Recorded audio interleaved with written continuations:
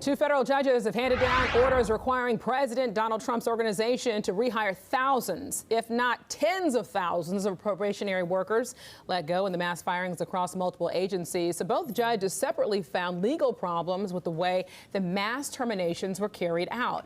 They've ordered the employees to be at least temporarily brought back on the job. Well, the Trump administration now has already appealed the first ruling.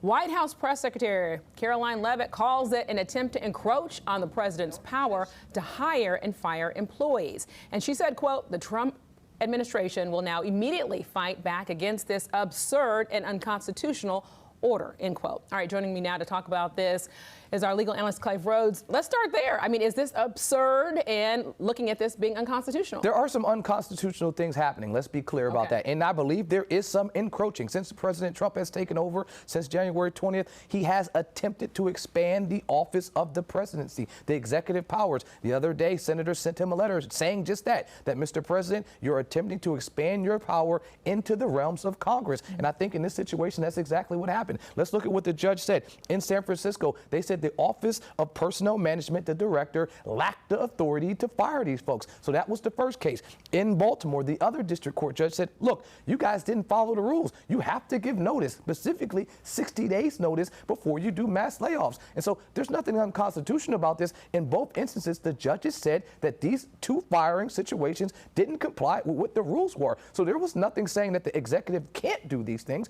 What they're saying is the manner in which you attempted to do it by using the Office of Personnel Management to do firings was unconstitutional because he lacks the authority. In an attempt to do these mass firings, you lack notice. So that's not unconstitutional. The judges said you guys just didn't follow the rules. So didn't say you can't do it. Just make sure you comply with the rules. And even in that moment, it still will have some legality issues. But right now, at the bare minimum, you got to follow the steps before you can do the things you're attempting to do. And I just really want people to understand who we're talking about here. When you talk about people who are on probation, I think a lot of times you think of entry-level positions, but these are people that if you were hired at a higher level and within that probationary period, you then got a promotion and you hadn't finished that probationary period, like when we start a job here, you know, got 90 days. You're talking about people, high-paying jobs now being told to get out. 100%. I mean, and remember, the probationary period for someone like me and you may be a shorter time frame. But when you're talking about these government positions, it's 1 to 2, maybe 3 years. You can still be in that probationary time frame. And so you're doing your job. You're extremely efficient. You're getting praise. You're getting accommodations, recommendations for promotions.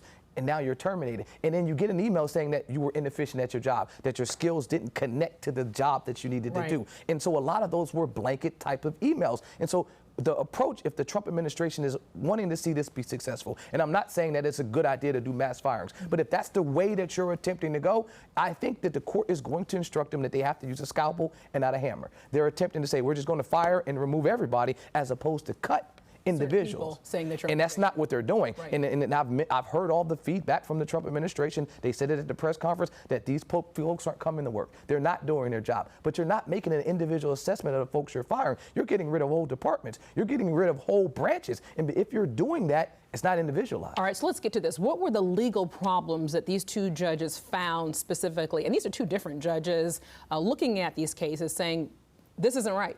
Lacks authority. You have to have the authority to do it. So what the Trump administration is doing on the first one with the Office of Personnel Management is attempting to make this Office of Personnel Management manage all these other individual agencies. And that's not how it works. Each agency has its own agency head. The agency heads will make the firing and hiring practices. So that part, I think he lacks the authority. And I think any judge, even if they look at this 5 and 6 more times, will say the exact same thing. With the other instance, when you're talking about having the ability to do mass firings, they need notice. You have to give them time, 60 days, where there is a due process and an appeals process if you're going to be fired. These folks have probably the strongest rights of any employees in our country. And to be able to say you can fire them with an email, tell them on the same day, close your computer and get out, that's not constitutional.